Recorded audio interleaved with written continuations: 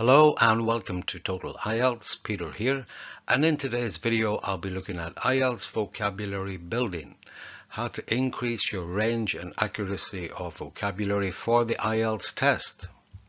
Specifically, I'll be looking at the importance of vocabulary for all 4 IELTS skills, how to find or source new words and phrases, the strategy of active listening and reading, the importance of keeping vocabulary records, and how to review and practice your vocabulary. Having a wide range of vocabulary for recognition and production will have a positive impact on all 4 IELTS skills. For example, in speaking, for a band 7, you need to use a resource of vocabulary flexibly to discuss a variety of topics. And in writing, band 7 and above, you need a sufficient range of vocabulary to allow some flexibility and precision. So the key words here are flexibility and range. Vocabulary is also very important for listening and reading. On a basic level, it's important to have a wide range because you will actually understand what's written and spoken. And you'll also be able to recognize paraphrase and synonym, which the listening and reading tests love to use so much. And overall, looking at the big picture, vocabulary is essential for communication, much more so than grammar. And building vocabulary for IELTS, in turn, will have a positive impact on your general level of English.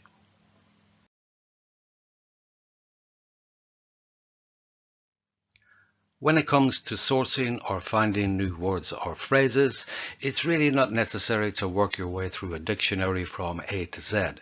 Not only is that impractical, but it would be incredibly boring. Try to use sources that you enjoy. The so-called traditional printed material, such as novels, newspapers, magazines, and even comic books, is still a valid and useful source for new words. And of course, we have the internet, which is a vast resource.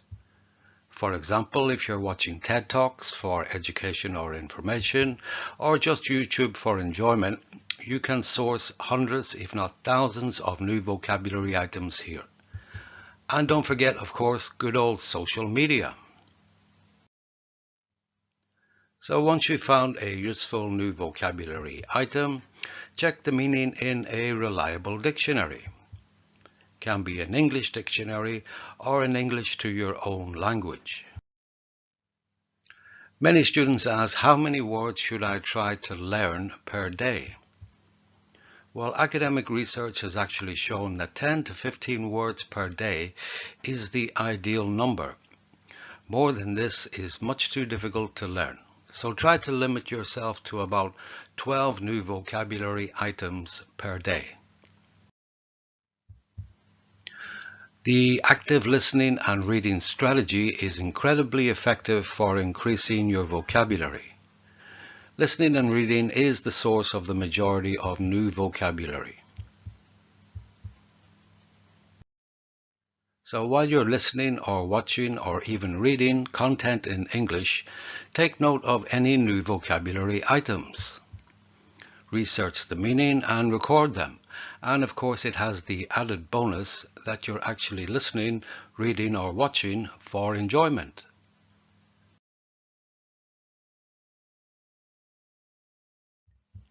Let's move on to keeping vocabulary records. And this is essential to do in order to expand your vocabulary.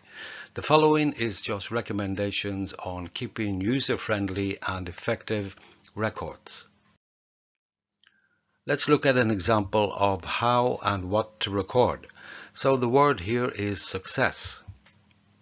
First of all, you check the meaning and definition in your reliable dictionary, and the meaning here is achieving the results that you hoped for or wanted. Also, we need the part of speech or the grammar of the item. Success here is a noun, and there are many forms of this word. For example, adjective successful or unsuccessful, adverb successfully, and the verb succeed. Pronunciation success is the same in UK and US. Synonym can be achievement or gain, and the antonym or opposite is failure or loss. Collocation for this noun, verb plus noun, is to be a success or to have or to achieve success. The CEFR level for this word is B1, which is the approximate equivalent of an IELTS 5.0. Of course, you will want your translation, and above all, give an example sentence. Words do not exist in isolation. They need context. For example, preparation and practice are essential for success.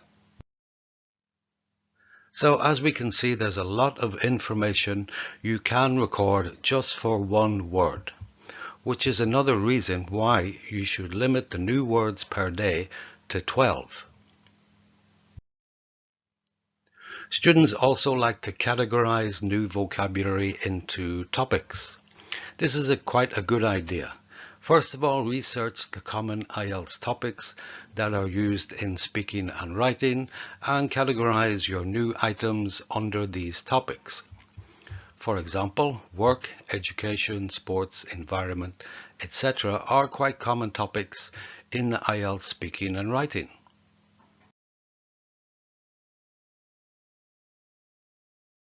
So once you've started your vocabulary lists, vocabulary records, review and practice is another essential step. You will be adding new words every day and your records will expand rapidly. If you're adding 12 new words per day, that could be a total of 360 per month. So review and practice is very important. It's easy to forget what you recorded before. When you do review your words, do you remember the part of speech, definition, translation, synonyms and antonyms? Practice your new vocabulary regularly, always in example sentences in context. That's either speaking and writing practice.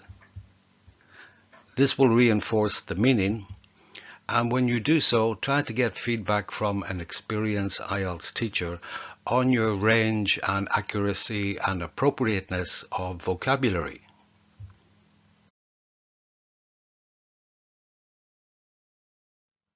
So in summary, vocabulary is incredibly important to hit your target score in the IELTS test. You need a wide range for recognition and production. Don't believe that vocabulary matters more in speaking and writing. It's also incredibly important for listening and reading. Having a wide range will have a positive impact on all 4 IELTS skills. For finding new words, don't use only IELTS books or boring dictionaries. Use sources that you actually enjoy and try to use the strategy of active listening and reading. Limit your new words or phrases to 12 per day. It's essential to keep vocabulary records, and as we saw before, there's a lot of information that you can include.